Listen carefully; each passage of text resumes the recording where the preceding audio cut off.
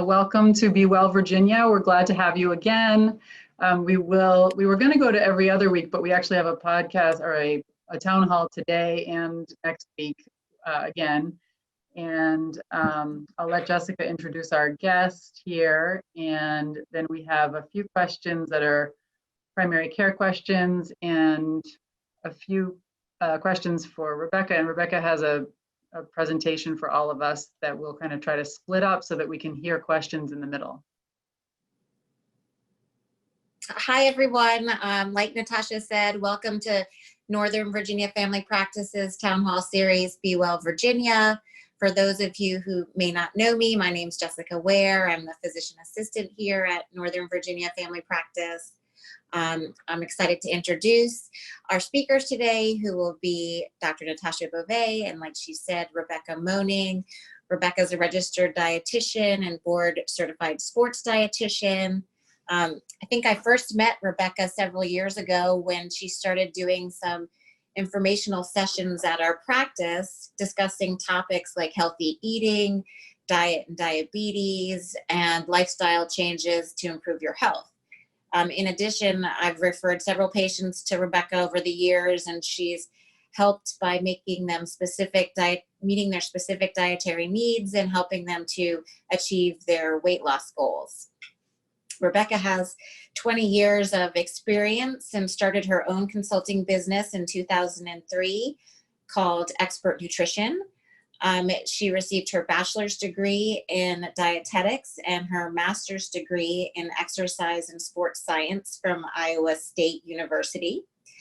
She's a spokesperson for Diet to Go, a nutrition coach for the Rise app, and she consults for Privia Health. She specializes in food allergies, weight management, performance nutrition, PCOS, digestive disorders, hyperlipidemia, and diabetes. But most importantly, she's very passionate about helping her clients achieve optimal health.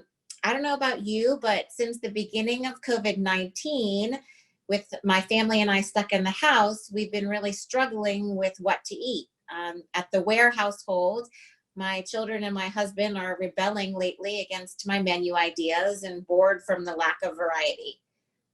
Being a working mom and having limited time to prepare, I've frankly don't have any creativity when it comes to making meals. So we pretty much eat the same thing each week.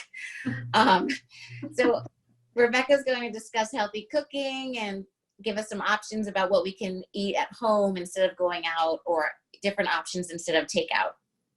And I can't wait to be inspired. And I know my kids will be so excited next week for some different ideas than just broccoli and pork tenderloin. Rebecca might also just be discussing, if she has time, some healthy eating options that might help you maintain your energy, improve your memory, and improve your mood. So nutrition is super important, whether we have COVID or not COVID.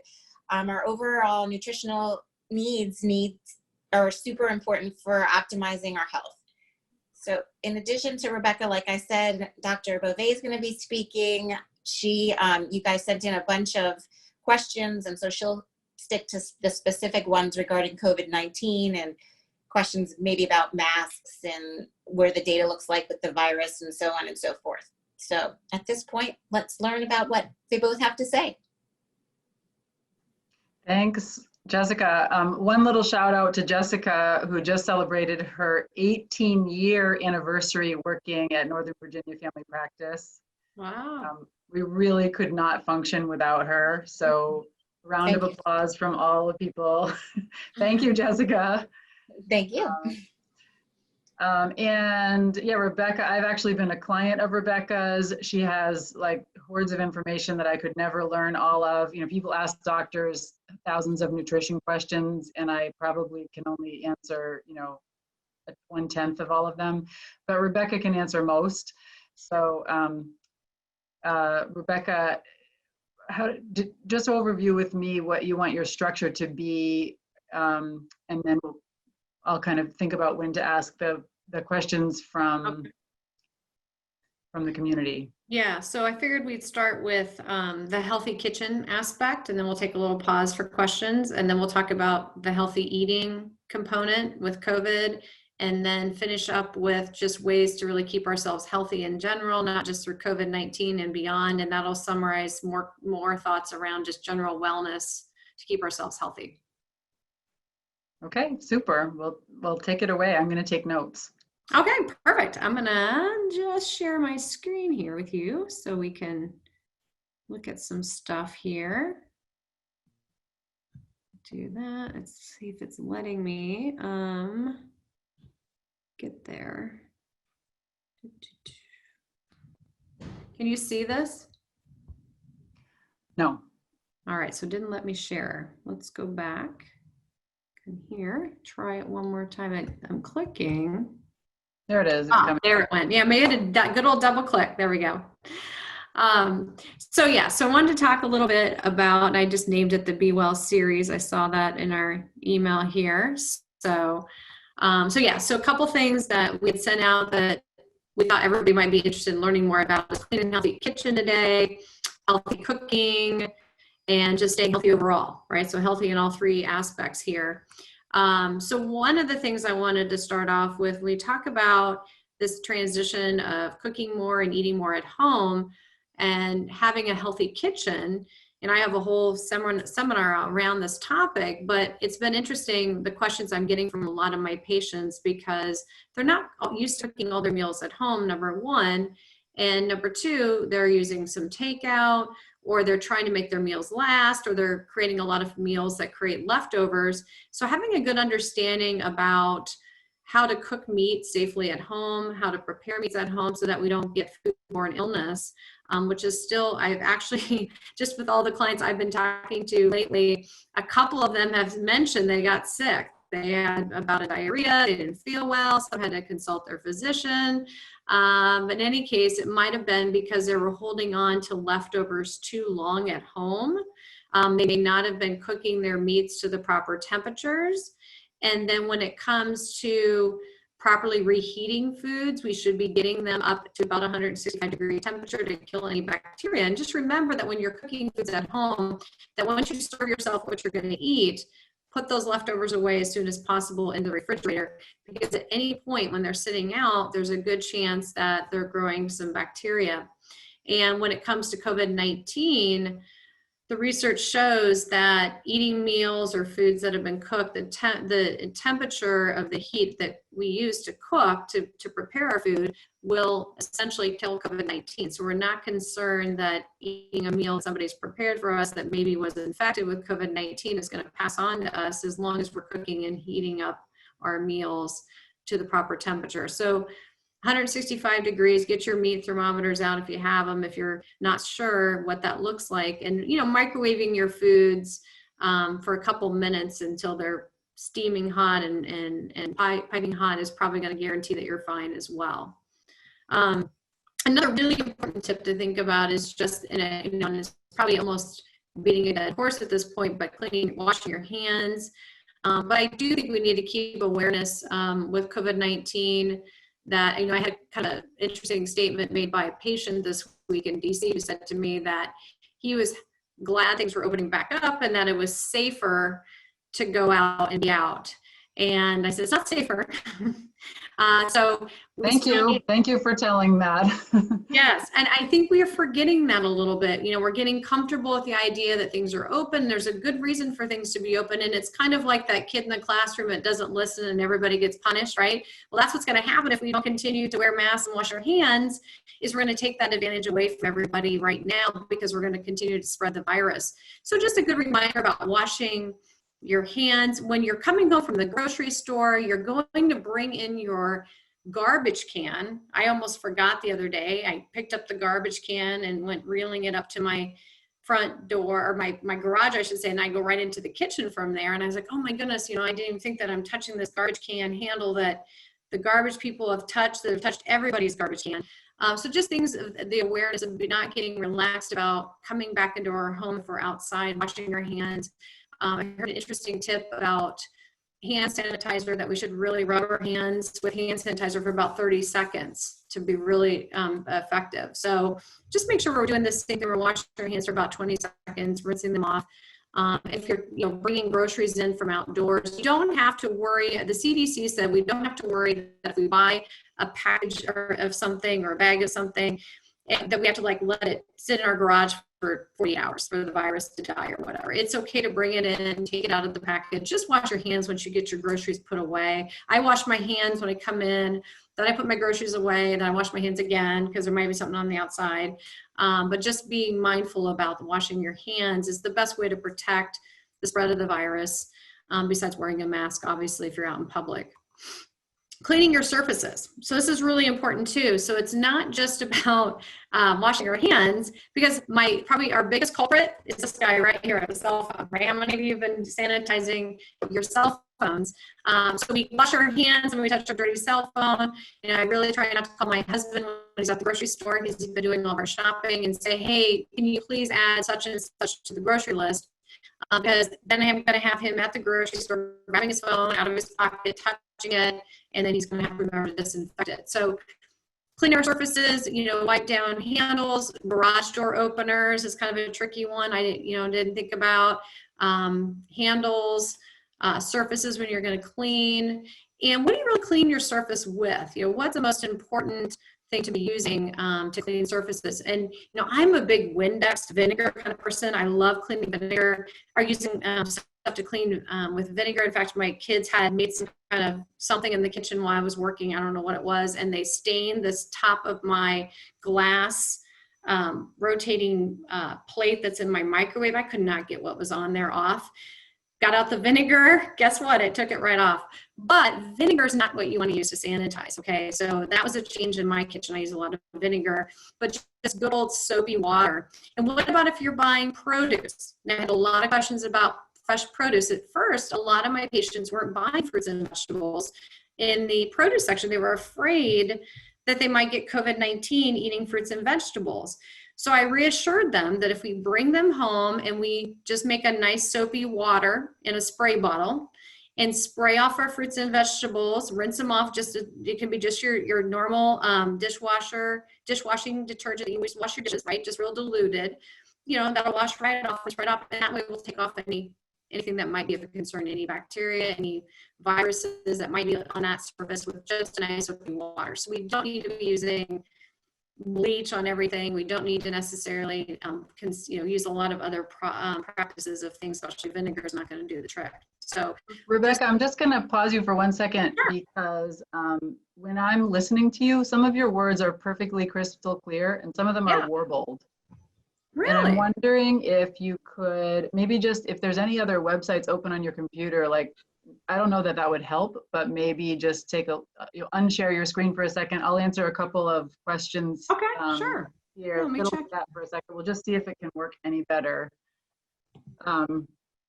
Just to fill in some time. So everyone likes to know the local COVID numbers, and the numbers are coming down. So the Inova system, when they peaked, we were at about 380, almost 390 patients with COVID in the whole system with Inova.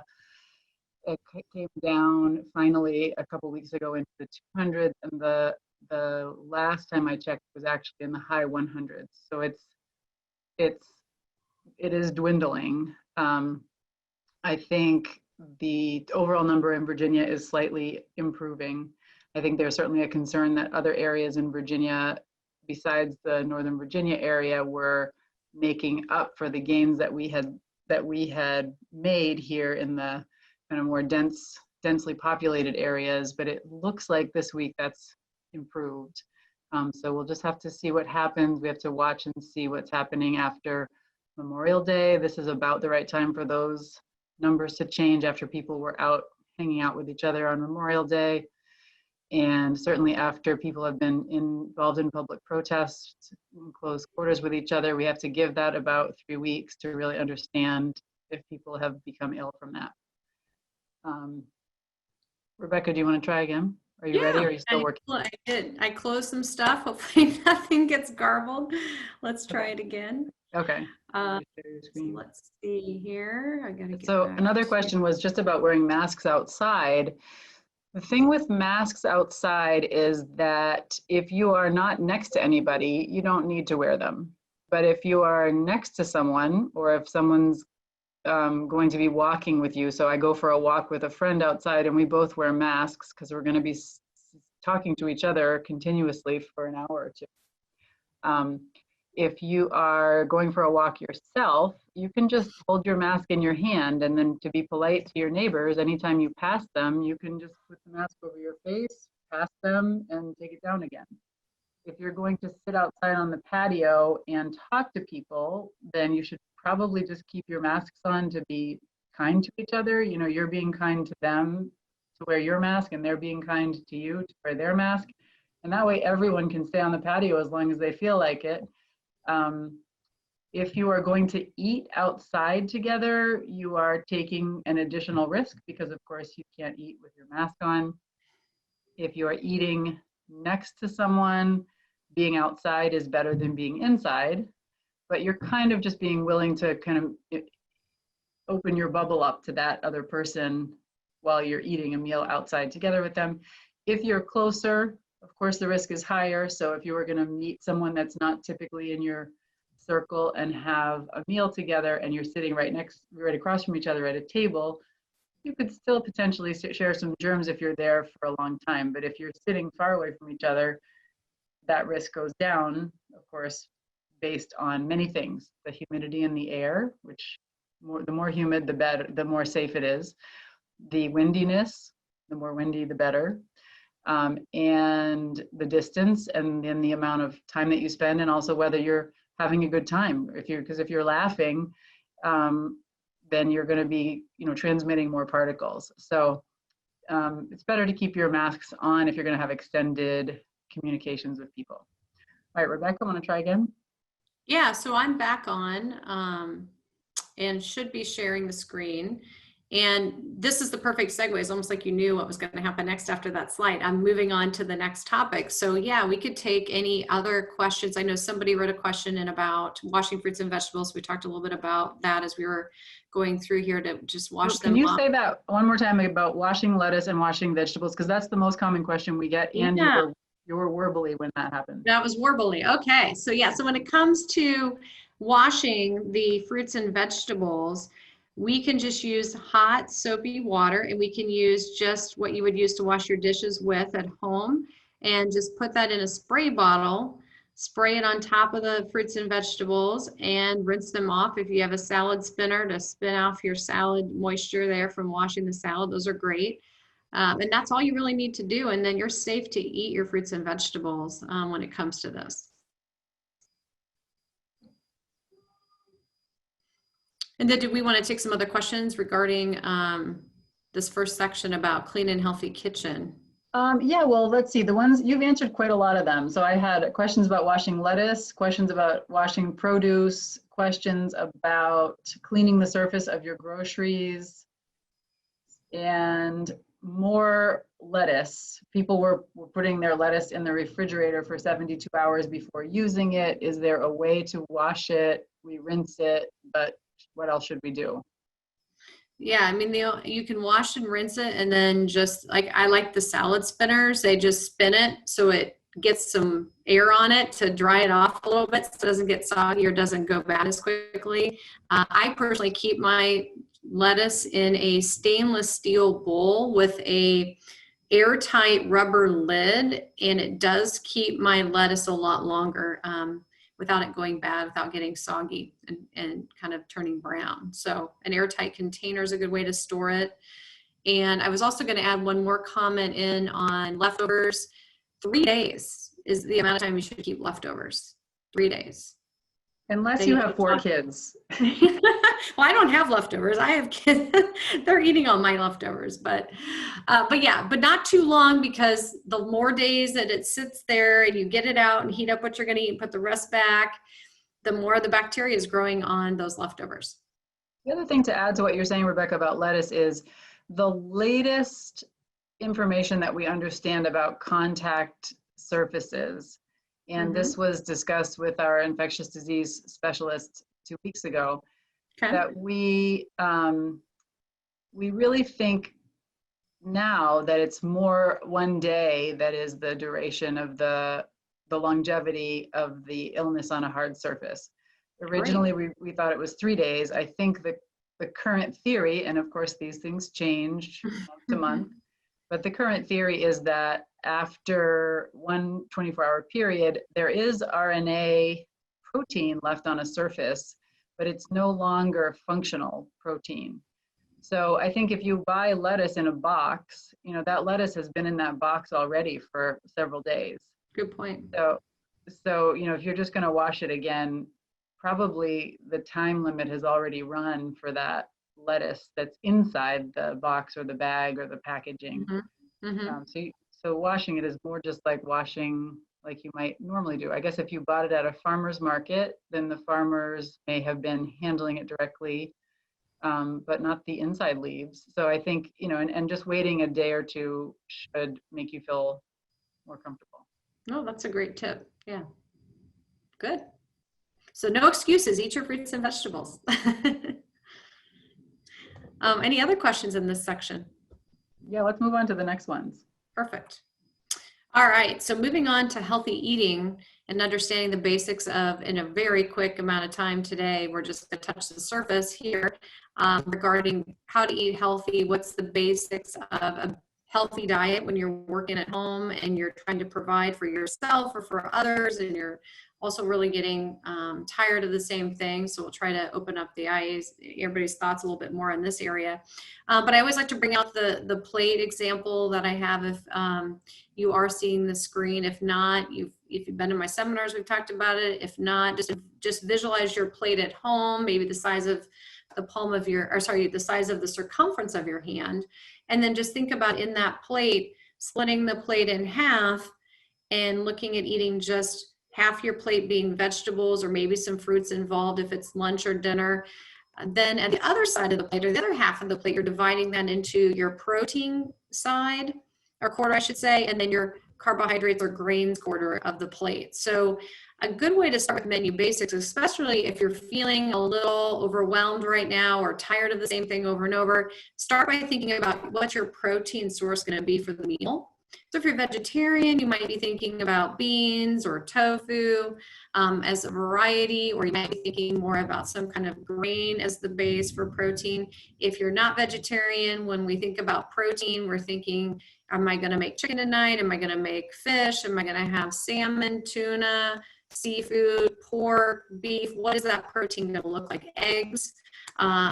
So I always recommend starting the menu basics there, thinking about the protein and building your meal around the protein that you're going to prepare. And then in that case, you can then vary what vegetables you're going to serve with the protein. You can also vary the types of carbohydrates you might want to have with that. Maybe you're going to take chicken and make fajitas, and your carbohydrate might either be the beans or a combination of tortilla, or maybe you're going to take salmon and you decide that holy couscous sounds really great with the salmon, or rice sounds really good with the salmon as a side, or a baked potato, which is a starchy vegetable that would also fit in that grain quadrant on your plate. So building the basics of a diet that works, that's healthy, needs to involve complex carbohydrates, whole grains, some fruits and vegetables, and then some type of protein to fit into the balance. And then we don't want a gigantic plate like in a restaurant. Thank goodness we're all at home. We can shrink down and find the smaller plates and use them to help us so we're not setting up too large of a portion on our plate. So when it comes to meal ideas, you know, thinking about lunchtime at home, especially when we're home all the time and we're, you know, we don't have quite the variety of going out. We're faced with what can we do that's different here. So once again, you're thinking, what's my protein source going to be, and then how do I build with that? So I like the idea of the variation right now, being that it's summertime and the produce is amazing right now, and the farmers markets are opening up too, is getting a salad and making yourself a green salad, and then you decide what that protein is going to be on your salad. Maybe you're throwing beans or quinoa on it, or tofu as a vegetarian choice, Or maybe you go with chicken from the night before that you prepare that you have leftovers for, and you chop that up and put it on your salad. We can do a variety of things with sandwiches that we can. And if you're tired of sandwiches, go with a tortilla, do a wrap instead, or grill your sandwich instead of having it in the toasted bread. Grill it on the skillet and cut it. Or maybe you decide to do a baked potato as your base carb and throw your proteins on top of that. So you could do like a taco-based baked potato, like a taco bar, and you're throwing on your toppings for whether it's a little bit of ground meats or ground tofu that symbolizes ground beef, and maybe throw some black beans and some cheese on there for your protein. And soups are great too. Even though it's summertime, we can still work in soups as part of our option for lunch, and you can make a big batch of soups or salads for the week that you could just pull from at lunch. I think lunch is hard sometimes for those of us still working at home, is taking the time out to maybe feed the family, or to be able to provide something that everybody's happy with eating. Because I know in my house, everybody has different ideas of what they want for lunch. So I just put a variety of things out there. We always have salad available. We always have grilled chicken that we buy frozen, and then it's in strips. And then that way my kids can literally get it out on their own, heat it up, and then they can assemble some salad, or they can make the chicken into a sandwich for lunch. So you can do a variety of things here, but don't overthink it. Just make it simple and find that protein to go with a vegetable and a carb for that particular meal. And when it comes to lunch, other ideas that we can branch out to that I haven't mentioned already, stir fries are my favorite, especially this time of year. Again, all you need to do is cook up some meat for your protein, or if you're vegetarian, it's easy enough to do a stir fry with some edamame, which is one of my favorite proteins that's high in fiber and high in protein and portable. You can buy it in a freezer bag, get it out. So you can get out what you need, especially if you're making very limited stops to the grocery store. The nice thing about buying some of these frozen meats or some of the frozen beans is they're going to be available to you when you run out of the fresh stuff too. And then, Rebecca, what are some of the, like, what are maybe your top few things that people say, oh, I never thought about that, that's a perfect food? For example, like pre-made edamame that you can buy in the produce section, or what are some things that people routinely spark interest in when you suggest them? Yeah, especially when we talk about kind of like those perfect foods that we talked about highlighting today. You know, a couple of them are just going, you know, in terms of protein, besides the edamame that's quick and available, are chickpeas. You can buy a can of chickpeas, you can toss it in a salad, you can toss it in a stir fry, you can toss it in a grain bowl. Another good go-to are the tuna that comes in a pouch that's rinsed, that's ready to go. We keep a stash of those ready to go for lunch or for dinner. You can also get salmon in the pouches now, or in the can, and you get the wild caught salmon. That's a great grab and go. Another one that sometimes gets forgotten, but it's handy, is the eggs. You know, just a hard-boiled egg, a couple hard-boiled eggs for lunch, or you could do an egg omelet scramble of some sort, quick and easy for a meal too. So eggs are a good source of protein. They're available and they're inexpensive. So that's another one that comes to mind a lot.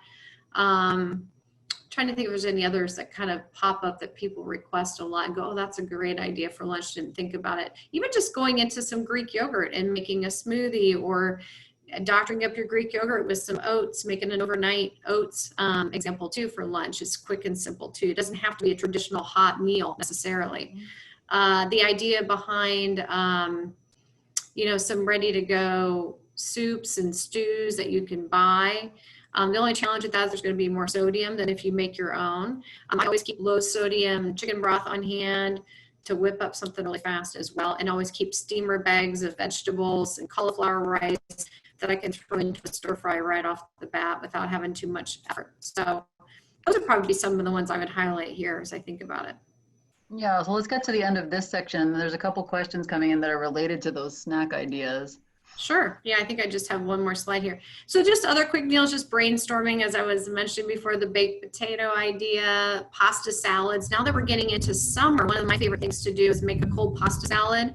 I chop up tomatoes, cucumbers, sometimes I throw a little red onion in there. Whatever vegetable you really have on hand, make a nice cold pasta salad with some Italian dressing, marinated in that, and it's really easy. Broiling up some fish now that we're getting into nice weather. It's nice to cook or grill, and hit up those stir fries again, like I mentioned. coming with this. All right, so that's it for that slide, that section. So we'll take questions here too. Let me have you unshare your screen just so we can see you. Sure. Stop share. There we go. Yeah, I love the idea of having pre-cooked grilled chicken in my freezer that my kids can just eat on their own. You know, something that's easily healthy and prepared. And so this question is very related to that. Could you address the concept of avoiding processed foods? For example, is frozen grilled chicken a processed food? And what are the boundaries for frozen and processed foods? This is a good question because I think a lot of people wonder about frozen produce. So the beauty of frozen foods, so when we talk about processed foods, there's kind of different ways we can look at this. Like we can take the idea of processed foods saying, okay, if we take that potato and make it into a potato chip, right? It's processed. It didn't naturally occur as a potato chip when we pulled it out of the ground. It was processed, it was broken down, and then other ingredients were added to it to preserve it, to maybe season it, flavor it, and salt it. When you look at foods like chicken breast, for example, and the more we process the chicken breast, it means simply that the more we either can we take it out of its natural state, we remove nutritional value from it with processed foods, or maybe we add things to it that make it less healthy. Okay, so if we look at a grilled chicken breast or even fruits and vegetables in general that go into the freezer compartment and are stored there, there's nothing that there's no nutritional value taken away. There's nothing that has to be added to it to make it unhealthy because it's in the freezer. So one nice thing about freezer preservation is we don't need the salt we need in canning to preserve the canned food. We're able to stick it in the freezer, and the freezing preserves it from spoiling. So we can take something like a grilled chicken breast, even if we do it at home ourselves, right? As a perfect example of this, we grill it, we pre-cook it, we stick it in the freezer, and that's all we've done. We have not taken away the nutritional value. We haven't brought something to it that's not healthy for us, but now it's just cooked and ready to go. That's it. We didn't lose But the one I buy might be seasoned with something delicious. Yeah, sure. Oh, I'm getting there. What about those chicken nuggets, right? They're nuggets, certainly but the same just even concept. not even the nuggets, but just even the ones that look very healthy that have a little flavor with them. So you need to look at that. You know, I buy the Nature's Promise. I buy the organic chicken breast that goes into the freezer section. So already I've taken out the question mark of, well, was this a meat that was, maybe had hormones in it, maybe wasn't is farm raised, wasn't necessarily as quality of a piece of meat to begin with. You could go down that road. But then there's the chicken breasts that I buy don't have anything added to them. They don't add like barbecue flavoring or any kind of sauce or any kind of, there may be a little bit of sodium in them, but not much. It's not anything that's obtrusive. So it's more just about probably the brining process of the chicken and cooking it. But that would be an example of something that's still in its natural state, still frozen, still healthy. But if you're going and buying chicken nuggets after today's conversation, like, oh, Rebecca says these are healthy. Okay, now we've breaded it. Now we've added some salt. Now we've added some fat, right? The breading and things like that changes. And maybe it's not the most quality piece of chicken to begin with. Maybe it wasn't even the chicken breast. You know, a lot of these pieces of frozen chicken that are nuggets or whatever they contain the fattier parts of the chicken. They're not the chicken breast itself. So you're going to also see a higher fat content in some of those types of foods. So you want to look at what are you eating that's processed and what's been taken away from that food in the processing, what's been added to that food in the processing that's going to make it unhealthy for you, which in most cases is probably going to be added salt or preservatives or additives or colors, or we're stripping something down and just removing all the good nutrition out of it. So I'm going to cut in there on the salt question. Yeah. The next question is about, is the canned fish high in sodium? So it depends. Depends on the brand that you buy. You can buy various, I'm trying to think the one of the sea, something of the sea, and that it's not the StarKist line. It's a different line, and there's nothing. Chicken of the sea, which is a funny name. No, it's not the chicken. It's like called Safe Catch of the Sea or something like that. Oh, okay. It's in a pouch. Yeah, it's not the StarKist family. And there's no added sodium. Now keep in mind, there's going to be some natural sodium in tuna and salmon and all fish anyway. So that's going to already be present. But again, just read the label and see what's in there. And don't fool yourself, right? Like maybe you buy it, you're trying to buy the fish with no added sodium, but then when you go home and you prepare it, you throw some seasoning and salt on it. Well, then you just added it anyway. So be mindful that, you know, just because you didn't buy it with salt, but you add it later, doesn't save you on the sodium. Okay. But yes, you can definitely read the labels. They won't add any extra salt to it. But there are some great seasoned ones if you like some flavoring. There's a lemon pepper tuna that I really like, and it's not high in salt, but they add lemons and pepper to it. So that's a good option too. That's a good question about the salt. Any other questions in this section? I don't see any other questions here related to that. Okay. Okay. I'm going to answer a funny question as you get your screen back up. Okay. I mean, the no question is really funny, but this one, I chuckled because I think there are just so many options for soap. The question was, there are bottles of disinfectant and I guess the question is really about antibacterial soap. To talk about. Bottles of disinfectant and antibacterial soap are hard to find. What do we do when, What is, it's sort of a disappointment to me that we're so, what is that? Okay, moving on to hydration and our immune system. It sounds like we're listening to a presentation from you. Yeah, I think, you know why? I think these slides have, they have my tips in there. That's why. Sorry about that. No problem. Oh yeah, there's a little, that's a little speaker button. Yeah. So what do we do when we run out of hand pumped soap? Should we just use bars of soap? So the answer is, number one, you don't need antibacterial soap. Soap, just any soap, will work perfectly well on coronavirus and all the other germs that you're dealing with. It's very unusual that you need actual antibacterial soap. And as a matter of fact, even in doctors' offices, they actually recommend that we have regular soap because it allows the normal bacteria a chance to out compete the yucky bacteria that might be around. So soap, I find like the most beautiful secret in coronavirus, which is that you can use dish soap, you can use shampoo, you can use any hand soap, you can use bar soap. And I would recommend that you keep soap and water in your car. I keep a spray bottle of a mixture of dish soap and water because dish soap is so thick that I needed to add some water to it or else I was never able to rinse it off. And water to rinse off in your car. And then dish soap is in wide supply, and that can also be used for hand washing anytime you need to. If it doesn't work well in your hand pump, then you can just add some water to it because dish soap is kind of a very rinsable, thicker version of hand soap. So that was the soap question. And Rebecca, back to you. All right, so now we're just talking about taking care of ourselves in this process. And, you know, when it comes to our immune system, when it comes to just our daily energy, and, you know, a lot of people I've talked to have just really suffered from some fatigue through this whole process. You know, I think the added stress of COVID-19, then the idea of being stuck at home and not having a lot of outside activities for entertainment, for relaxation is a challenge. But we want to remember just to take care of ourselves, take care of our immune system through various aspects. And one of those, of course, is healthy diet, which we touched a little bit on today. But the idea of getting adequate protein, eating your fruits and vegetables, drinking enough water, which I'm going to talk about in a minute.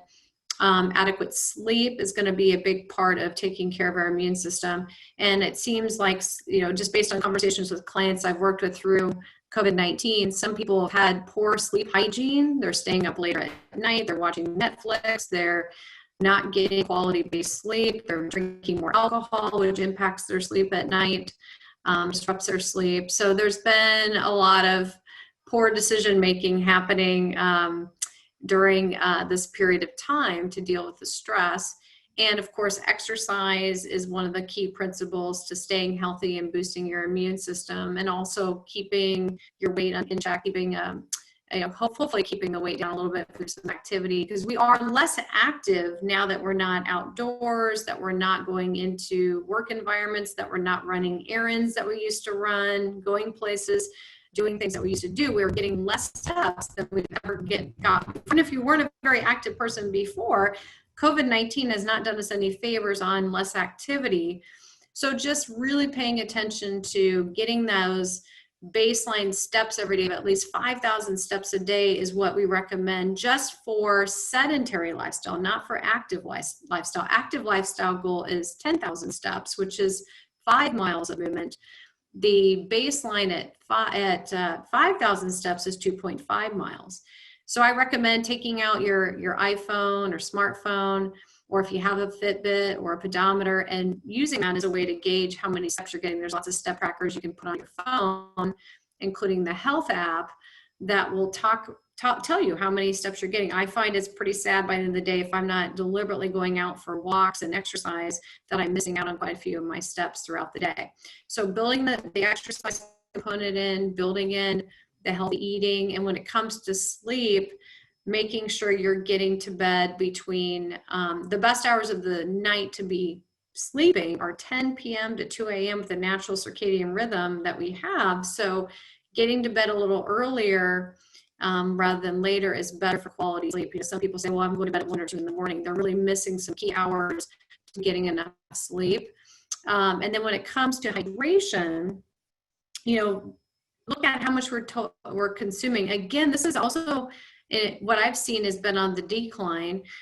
People have good habits sometimes of drinking a lot of water if they're going to exercise, or if they're going into work, they're sitting at a desk, they're usually getting more water. Like I had to call for my husband before this presentation, give me a glass of water, because I didn't have the time in between clients today to keep refilling. So we're not always getting the amount of water that we need to keep our body hydrated properly, to avoid headaches and sleepiness and sore muscles and sore joints.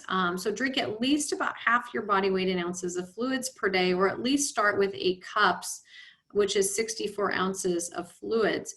And then watch out for those other beverages. If we are consuming more alcohol during this time, there's a lot of calories in alcohol, and it's also very dehydrating on our bodies. So we want to be sure that we're replenishing more water for every glass of wine we might be having, and not to rely just on a bunch of caffeine throughout the day. It's not the best way to really hydrate ourselves, and it can also impact our sleep if we're having caffeinated beverages past 3 p.m. So cutting back on the caffeine in general, 2 cups of coffee a day, and then moving towards decaf beverages after 3 p.m. And just being mindful about any other drinks that you might be taking in, like sodas or drinking more juices, because those are also going to be really high in sugar and can cause blood sugar levels to go up and cause a lot of extra unnecessary calories as well. So just some tips there on the hydration and just overall view of how to take care of ourselves during this time. All right, other questions? I'll stop sharing again. There you go. Sure. One question is, when I am working, I eat mindlessly. If I'm not going to fix that habit, what should I eat mindlessly? Yeah, that's usually the hardest part, is just to stop eating. So I can understand that part of the question. So the best thing to do if you're mindlessly eating is to put out a big vegetable tray or a bowl of carrots or cherry tomatoes or whatever's handy in your kitchen. So if you're one of these people who wanders through your house into the kitchen for no good reason than just to wander, at least you can grab a handful of carrots or grab some cucumber slices, and you can put it in a pretty bowl or in a pretty plate or a pretty dish. It seems to work like a charm at my house that if it's in I have a nice little tray that it has different compartments. I put the vegetables in there, then my kids eat it. If I put them in baggies or in one Tupperware container in the refrigerator, no one's eating it. They're just not looking for it. So put it out on the counter, and you can run through your kitchen and grab some carrots or grab a bag of cut up cucumbers and start noshing on those while you're mindlessly eating, working on a project.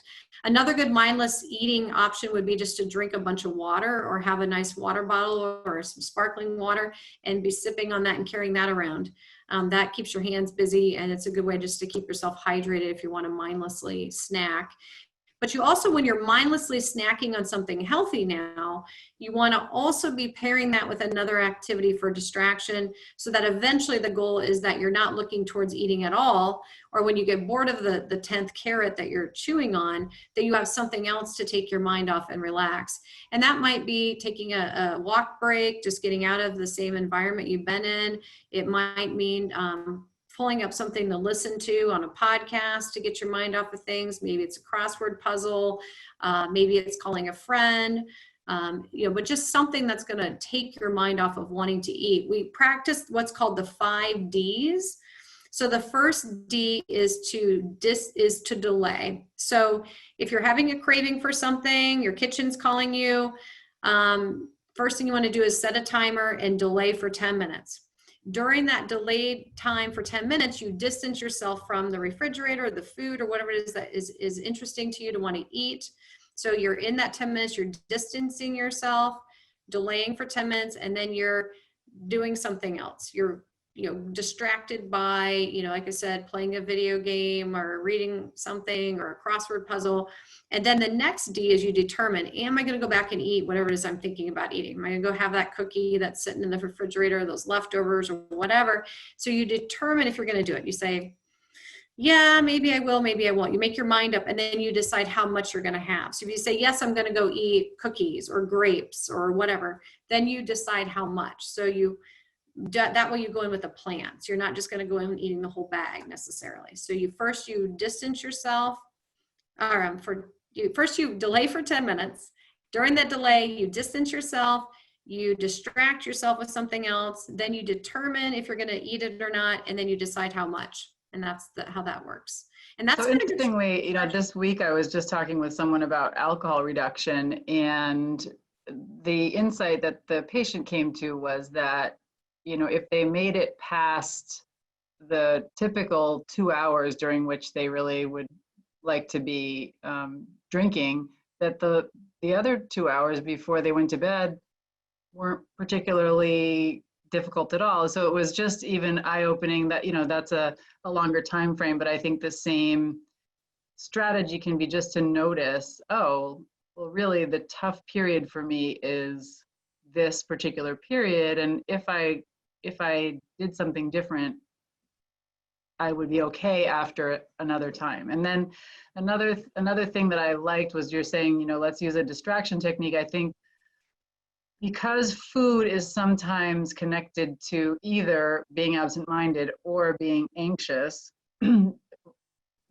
sometimes it helps to have an active substitute, I think, for whatever that habit might be. And so, for example, if you might notice yourself feeling either absent-minded and you're just kind of snacking, or the other comment that I have to address a lot as a physician is palpitations that I now notice because I'm sitting around is we might just really be dying to move, and we don't know that. We're not really tuned into that in our bodies. And so why are we having palpitations? Well, we're active at our core, and we really need to use that. And so we might need to do some wall push-ups or some, sit to stands in a chair, or, actually take a walk around your yard all the way around the circumference of your house. And so I think the same strategies that you're talking about, I've seen well implemented and, for other people in related but different situations. Mm-hmm. Yeah, I like how you added 2 more Ds in there, doing something different. So that was good. Yeah, those Ds. I'll add that in there. But well, no, I'm going to answer a couple of other COVID questions. Sure. Because we have a few more. I had a test 2 weeks ago. This person writes, a PCR test, which is testing for the RNA in the virus. If the test becomes readily available in the future, should I retest, and how long should I wait? So first, the test is very readily available now. You can go to cvs.com and put in your address, and they will show you a bunch of locations where you can pull into the parking lot at CVS. And this is a self-administered test, so you have to really pay attention to how to administer the swab to yourself. but it is a nasal swab that you do in your own car with your window closed. So the person from CVS will hand you a pocket. You'll close your window in the car. You actually put a nasal swab into your nose, and you keep it there for 15 seconds and spin it, and then you bring it out. If you're uncomfortable and you think, first of all, you're not going to hit your brain if you put your Q-tip into your nose. But if you're uncomfortable doing that, that wouldn't be the right method for you, but it's very easy to get. We've mostly been sending people to, there are several drive-in sites, both in South Old Town, in North Arlington. There's, I think Inova has about 5 drive-in sites throughout the region if we needed to have different geography. So it's much, much easier now to get the test. When should you go do the test? It really depends on what your exposure level is. So recently the CDC asked that people who had been protesting please get tested as a matter of understanding what their exposure to others was so that they would know before they gave it to anyone else. So I did have patients who came in and did that test 7 days after their last time participating in protests. We need to realize that we could be still,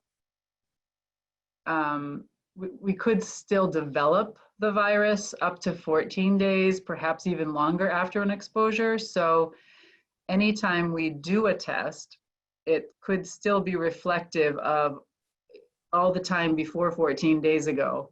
And there's still a little bit of a window of opportunity for that test to turn positive for a full 14 days after any exposure. So there's no recommendation to routinely do the test. I mean, I think if you're feeling unwell, that's a good time to do it. Anytime you have really anything, I mean, if you have a little diarrhea that lasts a day and goes away, I'm not sure I'd bother. But if you have persistent symptoms that are kind of not so bad, but they're bothering you for several days, it's certainly an easy thing to do. So that's the testing. May a person with COVID-19 antibodies in their blood contract COVID-19 at a future date? We do not know. Unclear how long, if at all, there is an immune phase. We're all pretty hopeful that there is an immune phase. We don't know whether that would last a year or several months. So we just don't know the answer to that one. If so, would they be contagious if they were symptomatic and if they were asymptomatic? So the question's related to reinfection, and the answer is we don't yet know. I think certainly if reinfection is possible, then a person can be contagious either with or without symptoms, because the symptoms span from nothing, asymptomatic, to being severely ill and hospitalized. And so there's someone on every bit of that spectrum from everywhere in between those, that range of symptoms. Is it safe to get a haircut? So a haircut, you know, it would be great if your 18-year-old could cut your hair like mine. Maybe your neighbor's 18-year-old would be a little bit less risky than going to the hair salon. But certainly people have returned because they're desperate to get their hair cut. And I think what's important is that, first of all, you wouldn't do that if you were a person at high risk. So if you have pulmonary problems, hypertension, cardiac disease, immunosuppression, that wouldn't be the right time to do it. If you are pretty healthy and spry and your hairdresser is a single person in a room with you at a time, and then you're both wearing a mask, the risk is pretty low. I think if the people in any businesses are taking prevention seriously, then they'll be requiring everyone to be masked, including all their clients. So I think probably if you want a hairdresser, you can find that like little tiny hair salon on the corner that doesn't have 10 people in it at the same time. And otherwise find your neighbor's teenager to do that. So haircut, this is a tough question. Under what circumstances will it be safe to move into an assisted living community? So I have had patients elect to move into residential facilities, like retirement facilities, assisted living facilities. during this time. I think depending on the facility, some of them have proven themselves to be able to be quite safe. But the way that they're doing that may mean that you would prefer to delay that entry a little bit, because it's very strict. I mean, people are really isolated in these assisted living places.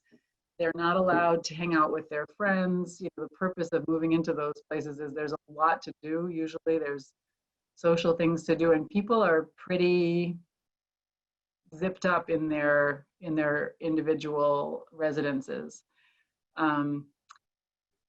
That's going to change in a few months. So I think for that person, they should probably address the specifics of their situation with their provider, their doctor, or their PA.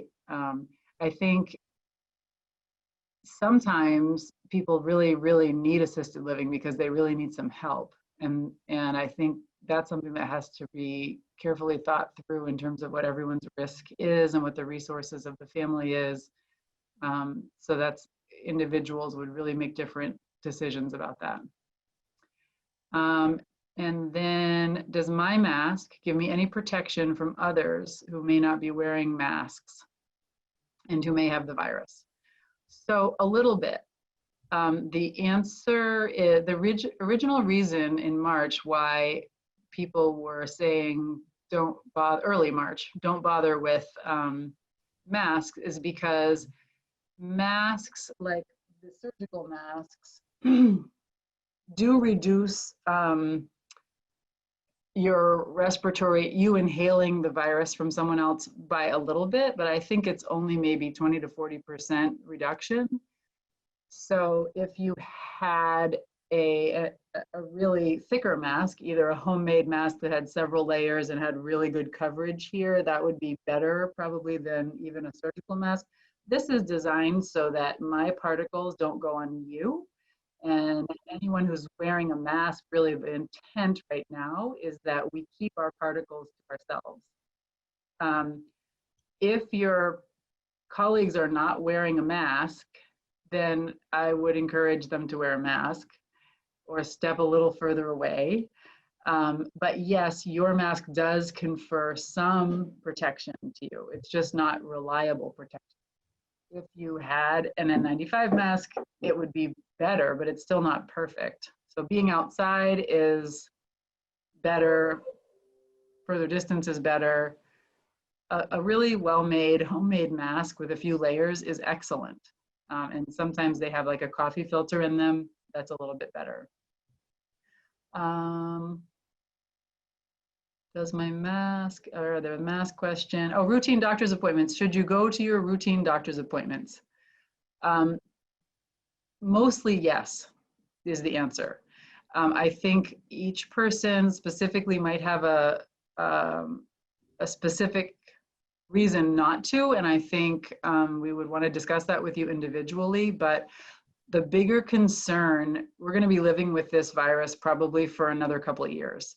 And I think it's much more concerning that people would not get their routine health care, whether that's with their primary doctor or their gastroenterologist or their OBGYN, or get their kidneys checked or their cardiac testing. Some of that can be done online. So we are still doing a little bit more than half of all of our visits virtually like this. And then for sometimes it's just so important to come in, and you know, I recently saw a woman who had seen a different doctor virtually just a week or two before, and then came in here, and because we were doing that kind of an in-person visit, and of course that doctor hadn't been able to see that she had lost 20 pounds. And so we do miss things when you're at home and we don't realize exactly what's going on. So we're doing physicals still at a little bit of a reduced volume, and we're doing a lot of our history taking over the phone, and we're doing a lot of problem solving over the phone. But we still like to have you come in for a relatively short physical and let us do the physical exam and do an EKG, sometimes other testing, although we're reducing our our load of other tests right now for most people, except when that test is specifically helpful for that patient. And if a patient absolutely must stay in a hotel one night, are there safe procedures for being there, even though the hotel is doing all that it can to make it safe? Should we bring our own food and our own sheets?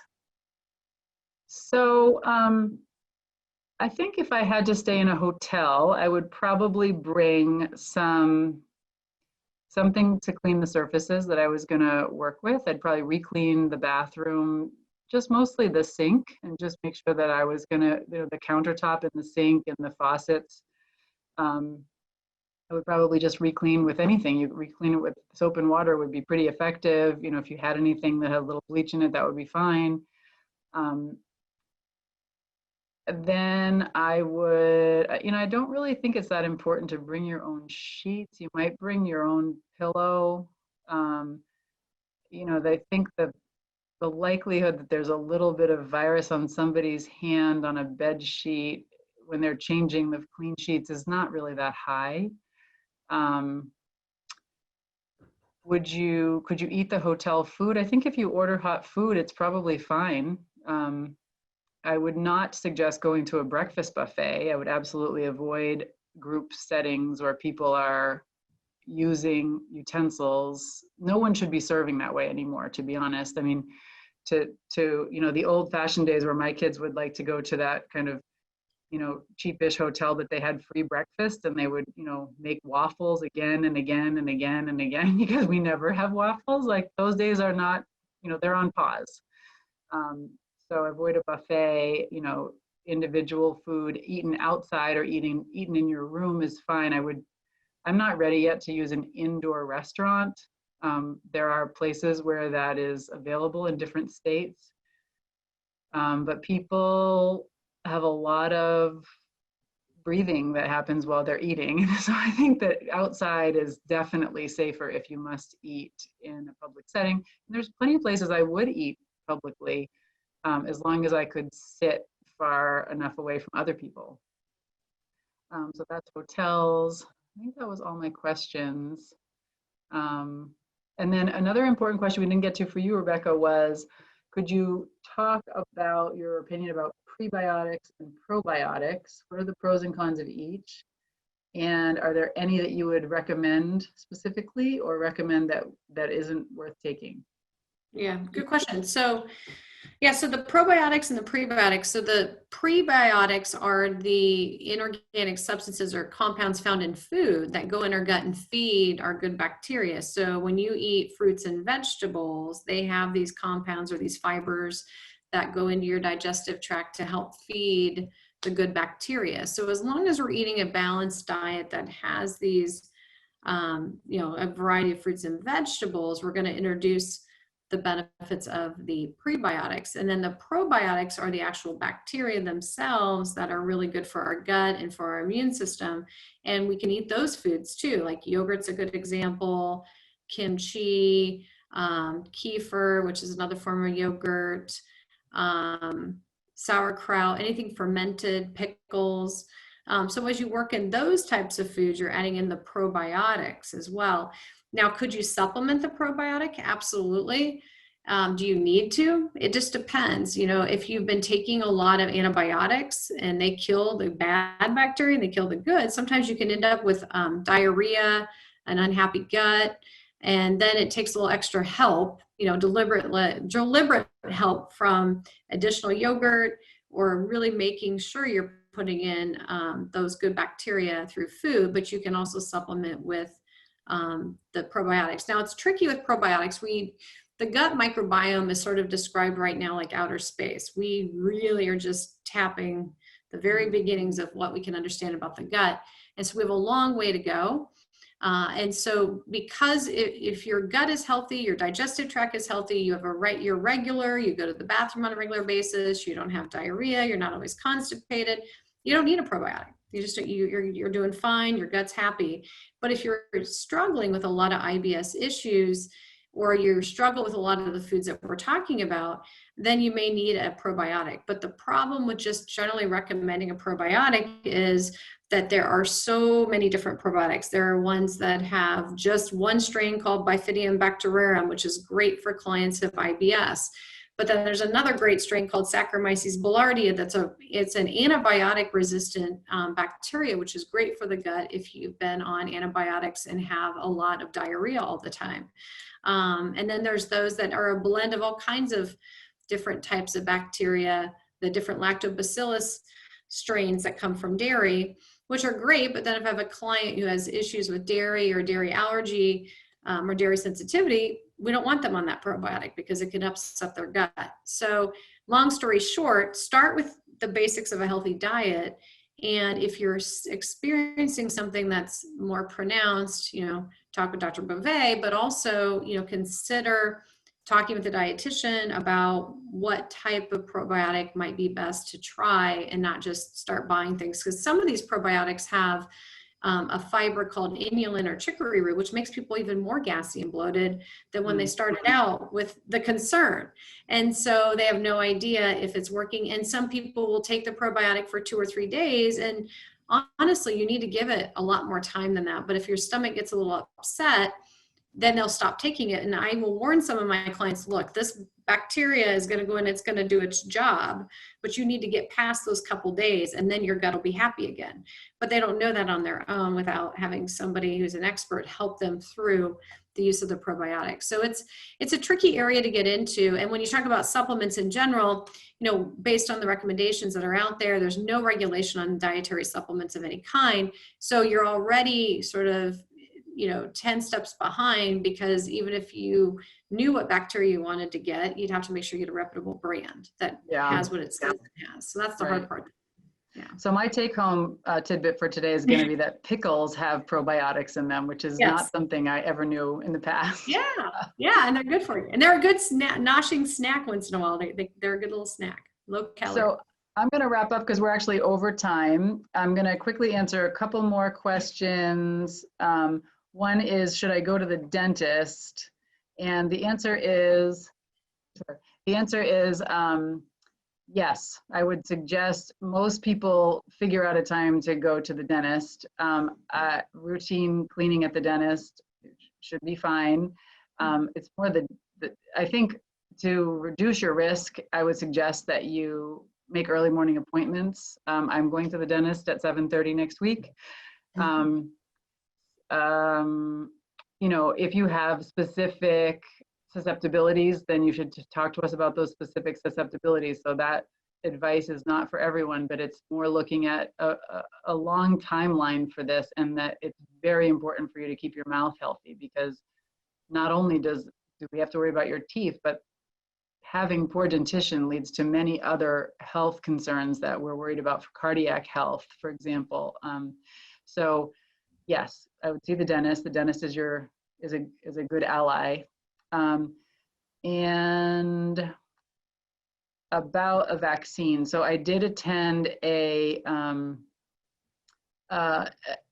webinar from a vaccine expert, and it made sense to me, everything that he was saying, which is that the likelihood of this being extremely safe and ready anytime soon is low. That there's lots of news about these hopefuls, and I think we have a lot of companies in the States that are trying to make spike protein antibody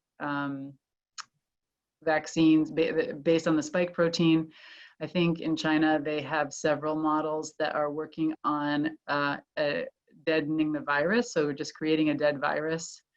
That's a very much more simple and less technically